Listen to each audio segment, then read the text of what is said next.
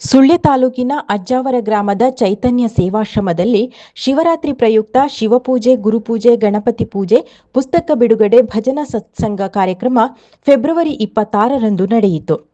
ಪೆರಾಜೆ ಜ್ಯೋತಿ ಪ್ರೌಢಶಾಲೆಯ ಮುಖ್ಯ ಶಿಕ್ಷಕ ನಾಗರಾಜ್ ಅವರು ಆಶ್ರಮದ ಸ್ವಾಮೀಜಿ ಶ್ರೀ ಯೋಗೀಶ್ವರಾನಂದ ಸರಸ್ವತಿಯವರ ಕೃತಿ ವಸುದೈವ ಕುಟುಂಬಕಂ ಮತ್ತು ಕಲಿಕೆಯ ಮಹಿಮೆಯನ್ನು ಬಿಡುಗಡೆಗೊಳಿಸಿದರು.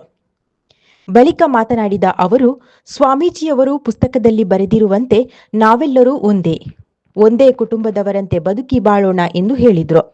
ಪ್ರೊಫೆಸರ್ ಅನಿಲ್ ಬಿವಿ ಮಾತನಾಡಿ, ಜೀವನದ ಬದುಕಿನ ಜಂಜಾಟದಲ್ಲಿ ಕಷ್ಟ ಸುಖಗಳು ಸಹಜ. ಜೀವನದಲ್ಲಿ ಕಷ್ಟಗಳನ್ನು ಮೀರಿ ನಿಂತು ಬದುಕು ಸಾಗಿಸಿದಾಗ ಜೀವನಕ್ಕೆ ಅರ್ಥ ಬರುತ್ತದೆ ಎಂದು ಹೇಳಿದರು. ಸ್ವಾಮೀಜಿ ಶ್ರೀ ಯೋಗೇಶ್ವರಾನಂದ ಸರಸ್ವತಿಯವರು ಮಾತನಾಡಿ, ನಾವು ಸಮಾಜದಲ್ಲಿ ಸೋತವರಿಗೆ ನಮ್ಮ ಕೈಲಾದಷ್ಟು ಸಹಾಯ ಮಾಡಬೇಕು, ಅದನ್ನು ದೇವರು ಮೆಚ್ಚುತ್ತಾನೆ ಎಂದು ಹೇಳಿದರು. ಸುಳ್ಯ ಆಯುರ್ವೇದಿಕ್ ಮೆಡಿಕಲ್ ಕಾಲೇಜಿನ ಪ್ರೊಫೆಸರ್ ಡಾಕ್ಟರ್ ಹರ್ಷವರ್ಧನ ಸಭಾ ಕಾರ್ಯಕ್ರಮದ ಅಧ್ಯಕ್ಷತೆ ವಹಿಸಿದ್ದರು. ಆಶ್ರಮದ ಟ್ರಸ್ಟಿ ಪ್ರಣವಿ ಸ್ವಾಗತಿಸಿದರು. ಶಿಕ್ಷಕಿ ಸುನಂದ ಸ್ವಾಗತಿಸಿ ಕಾರ್ಯಕ್ರಮ ನಿರೂಪಿಸಿದರು.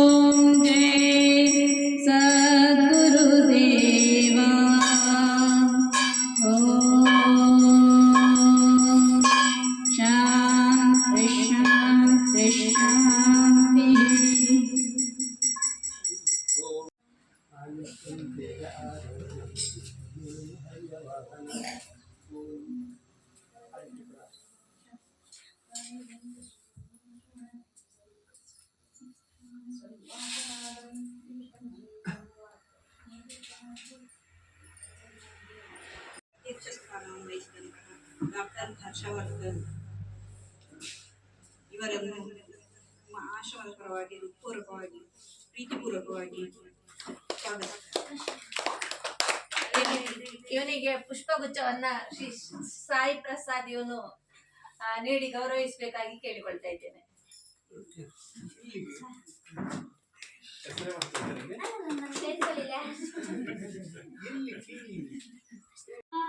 ಓಂ ನಮಸ್ತೆ ಅಸ್ತು ಭಗವನ್ ವಿಶ್ವೇಶ್ವರಾಯ ಮಹಾದೇವಾಯ ತ್ರಯಂಬಕಾಯ ತ್ರಿಪುರಾಂತಕಾಯ ತ್ರಿಕಾಗ್ನಿಕಾಲಾಯ ಕಾಲಾಗ್ನಿರುದ್ರಾಯ ನೀಲಕಂಠಾಯ ಮೃತ್ಯುಂಜಯಾಯ ಸರ್ವೇಶ್ವರಾಯ ಸದಾಶಿವಾಯ ಶ್ರೀಮನ್ಮಹಾದೇವಾಯ ನಮಃ. ಓಂ ಶಾಂತಿ ಶಾಂತಿ ಶಾಂತಿ.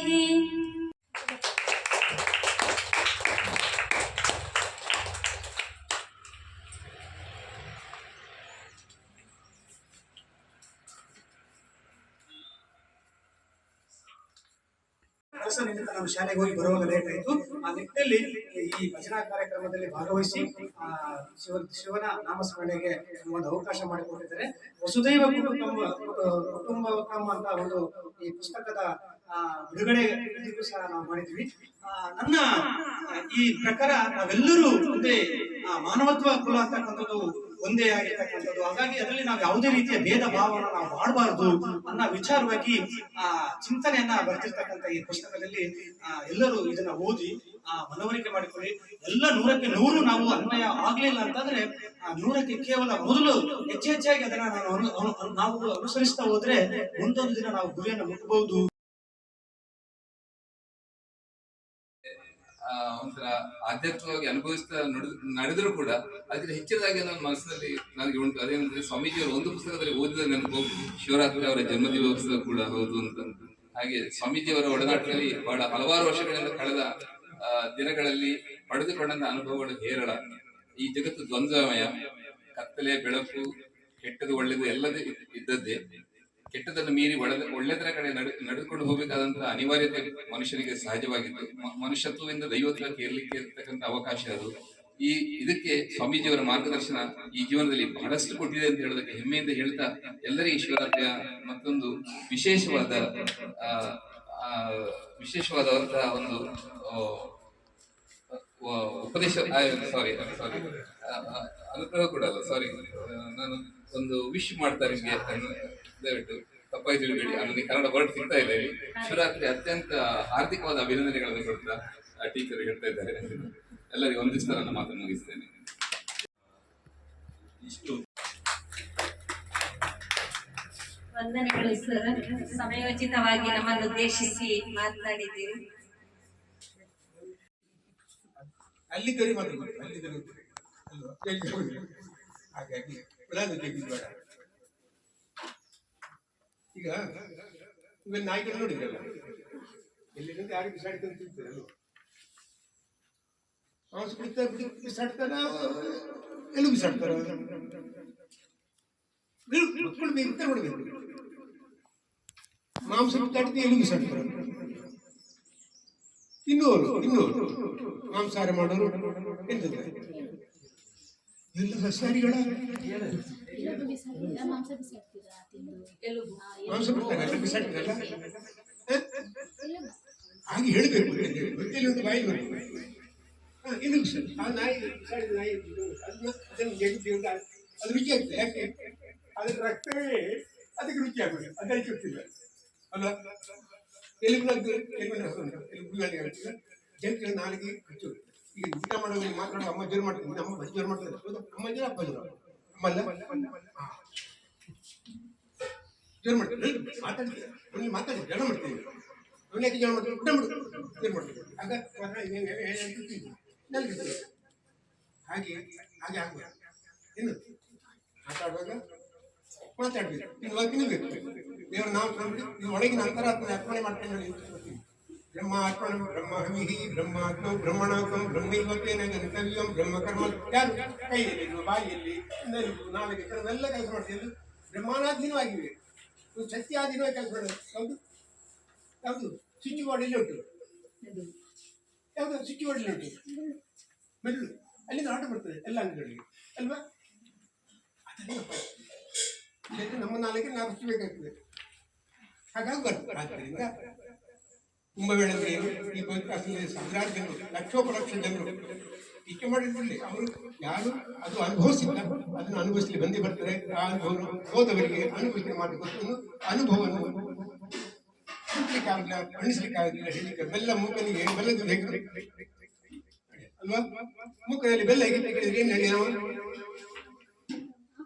ಸಾಯಂಕಾಲ ಎಲ್ಲಿ ಇದು ದಕ್ಷಿಣ ಕನ್ನಡ ತಿರುಗಿರ್ಬೇಕು, ಎಲ್ಲಿ ಹೇಳ್ತಾರೆ ಮೂಕರಲ್ಲಿ ಬೆಲ್ಲ ಹೇಗೆ ಏನ್ ಹೇಳ್ತಾರೆ ನಾವು? ಮಕ್ಕಳ ತಲೆ ಓಡುವುದಿಲ್ಲ, ಎಲ್ಲ ಮೊಬೈಲ್ ಆಯುಷ್ಯ